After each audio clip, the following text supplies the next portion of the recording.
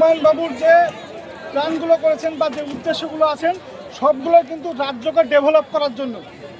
এটা না যে উদ্যোগগুলো নিয়েছেন একের পর এক উদ্যোগ যেগুলো ঘোষণা করেছেন, আর আমাদের মুসলিম কমিউনিটি এতটাও দুর্বল না যে তাদের নিজের ফান্ড, নিজের মসজিদ বা নিজের যে কমিউনিটি ডেভেলপের জন্য যে যে কাজগুলো করব বলেছিলেন সেগুলো যে করার মতো আমাদের ক্ষমতা নাই। দেখছেন এখন পর্যন্ত বিভিন্ন জায়গা থেকে বিভিন্ন রকমভাবে লরি লরি ইট আসছে, লরি লরি পাথর বালি সবই আসছে। তো ইনশাল্লাহ যেভাবে আমাদের সমর্থন আছে তাতে খুব তাড়াতাড়ি টাইমের হয়তো আগেই এগুলো সব হয়ে যাবে। এখানে মসজিদ ছাড়া আর কি কি হবে আপনি বলতে চাইছেন? মুসাফিরখানা হবে বলেছেন, হসপিটাল হবে উনি বলেছেন। তা আপনি আপনার যে কোশ্চেনটা আপনি ভাবছেন যে এগুলো হবে কি হবে না এগুলো নিয়ে যে ভাবনা চিন্তা আছে বলে আপনি বলছেন না, এটা সোশ্যাল মিডিয়ায় জিজ্ঞেস করছে যে এখানে মসজিদ ছাড়া আরো কিছু বানালে, হসপিটাল বানাতো, শিক্ষা কোনো প্রতিষ্ঠান বানাতো, আরো মানুষের উপকৃত হতো। সেই ভগবান সাহেব যেগুলো সবই হবে আমাদের রাজ্যটা আমাদের ভারতকে এগিয়ে নিয়ে যাওয়ার জন্য আমাদের সর্বধর্ম মানুষ যাতে এখান থেকে উপকার পায়। এখানে একটা বিষয় আছে, যখন বড় কোনো উদ্যোগ হয় তখন একটু সময় সাপেক্ষ প্ল্যান নিয়ে হয়। যেহেতু এতগুলো মানুষের সমর্থন পাচ্ছে, উনি হয়তো যেভাবে বলেছেন তার থেকেও বড় কিছু হতে পারে, কারণ উনি যতটুকু আশা করেছিলেন তার থেকে কিন্তু বেশি সমর্থন পাচ্ছেন। মানে কি, মুসলিম সমাজ জেগে গেছে, তৃণমূলের তক্তা হিলতে শুরু করেছে। তো তক্তা যেহেতু হিলতে শুরু করেছে সেহেতু যেটা আশা করছেন উনি যে বাধা দেব, এমন কিছু হবে যে মুর্শিদাবাদকে শুধু ইন্ডিয়া না এবার পুরো বিশ্বের বুকে এক নামে চিনবে। আর একটা কথা, সেটা কি যে আল্লাহ আমাদেরকে এই পবিত্র ভূমি মুর্শিদাবাদকে এতটাই ভালোবাসায় ভরিয়ে দিয়েছেন যে পুরো ইন্ডিয়াতে এত সুন্দর, এত বড় মহান দেশ আমাদের, কোথাও ভাইরালের থেকে উঠতে হবে যে কোথাও জায়গা হলো না।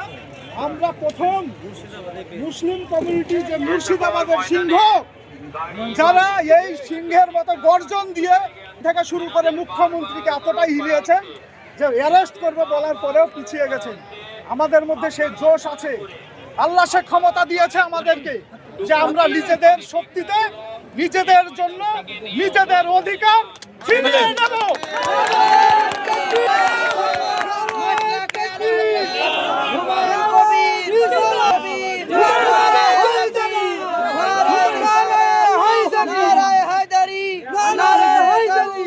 খুব তাড়াতাড়ি একটা সুখবর দিতে যাচ্ছি। আসাদুদ্দিন ওয়েসি মানে MIM পার্টি, ওনার সাথে তো গঠবন্ধন মিটিং কালকেও হয়েছে, কথাবার্তা হয়েছে। তো উনি যখন আসবেন, দেশের বাব্বার শের আসাদুদ্দিন ওয়েসি, জানেন তো MIM পার্টি দেশের বাব্বার শের উনি, আর রাজ্যের বাব্বার শেরকে হুমায়ুন কবির। দুই ভাই যখন এক হয়ে যাবে তখন হবে আসল খেলা।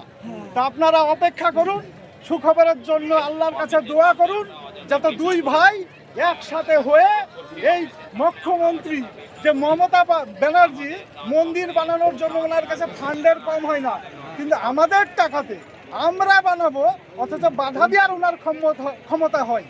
তো এই ক্ষমতাগুলো কোথা থেকে, এই ক্ষমতাগুলোর উৎসগুলো জানতে হবে আমাদের। শুধু পড়ালেখা করলে হবে না, একটু ভাবতেও হবে এই উৎসটা কোথায়। ওরা ভেবে নিয়েছে যে বিজেপির ভয় দেখাবো আর আমরা মুসলিমদের ভোট নেব, উৎসটা। এর আরো গভীরে যদি যান তাহলে কি বলে সাহস হচ্ছে এটা বুঝতে হবে। কারণ আমাদের, শুনুন সবাই, এটা কিন্তু বহুত ইম্পর্টেন্ট কথা, আমাদের কিন্তু ইমানটা দুর্বল অনেক আগেই করে দেওয়া হয়েছিল, আমরা কিন্তু বুঝতে পারিনি, আমরা অবুঝ জাতি হয়েছিলাম।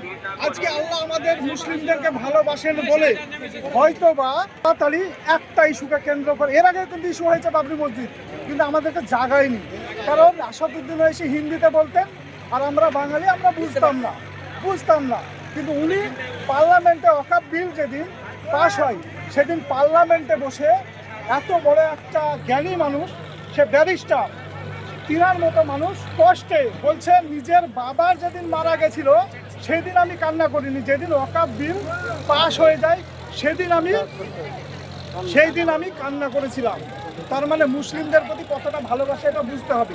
হুমায়ুন কবিরও সেম, এখানে এত বড় নিজের জীবনের রিস্ক নিয়ে কে গুলি করবে, কে এসে বিভিন্ন রকম আপনারা বুঝতে পারছেন কি বলতে চাইছি। তারপরে কিন্তু উনি সিংহের মতো গর্জন দিয়ে বলেছিলেন যে হ্যাঁ, যদি কারো দম থাকে আমাকে যাতে তুলে নিয়ে যায়, অ্যারেস্ট করে বা যাই হোক, আপনারা সবই খবর রাখেন। তো আমাদেরকে এটা গভীরে যেতে হবে। আমাদের ইমান দুর্বল হতে দেওয়া যাবে না, আমাদের ইমান দুর্বল হতে দেওয়া যাবে না। কেন? আমরা নমরুদ, এজিদ, ফেরাউন সবাইকে পার করে ঘুরে, কেউ দাড়ি ধরে টান মারছে টুপি, তারপরে বুক উঁচু করে কিন্তু আমরা টিকে আছি। আমরা কিয়ামতের দিন পর্যন্ত টিকে থাকবো।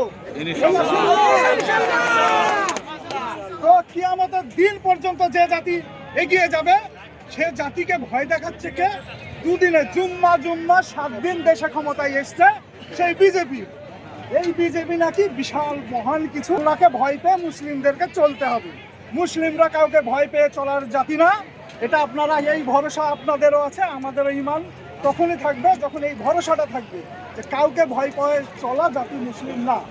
এবার বিষয় হচ্ছে যে আমরা কাউকে ভয় পাবো না। আমাদের যেখানে প্রভাব আছে সেখানে আমাদের হয়ে যারা কথা বলবে, এমআইএম পার্টি এবং হুমায়ুন কবিরের যে ডিসিশন হবে সেটাতে, যেখানে এমআইএম পার্টি স্ট্রং আছে বা যেখানে হুমায়ুন কবির যেখানে যেখানে দেবে, সেগুলো আমরা সব উপর লেভেলে আলোচনা করে সেটা ফাইনাল হওয়ার পরে দেখব যে হ্যাঁ এরপর হয়ে গেল। তারপরে কিন্তু আমাদেরকে উনাদের ছাড়া আর অন্য কিছু ভাবাই যাবে না।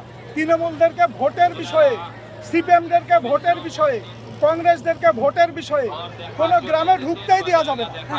এটা মাথায় রেখে আমাদেরকে এগোতে হবে। মসজিদ, বাবরি মসজিদ, বাবরি মসজিদ, হুমায়ুন কবির, আসাদুদ্দিন ওয়াইসি, এমআইএম পার্টি, হুমায়ুন কবির, আসাদুদ্দিন ওয়াইসি, বাবরি মসজিদ, বাবরি মসজিদ, বাবরি মসজিদ।